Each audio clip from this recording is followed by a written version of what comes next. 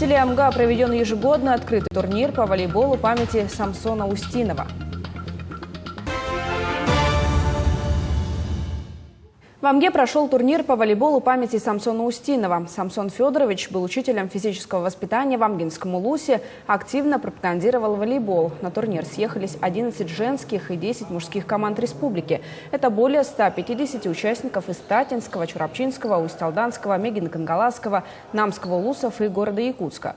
После двухдневных волейбольных баталий определились победители и призеры турнира.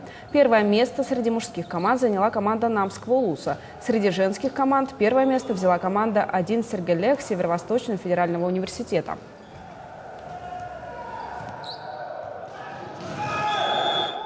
Мы ежегодно проводим турнир в памяти о Самсоне Федоровиче Устинова. Нынче турнир проводится в 3 залах.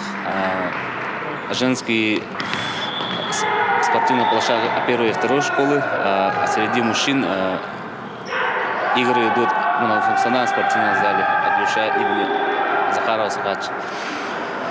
Команды приехали к нам с города Якутска.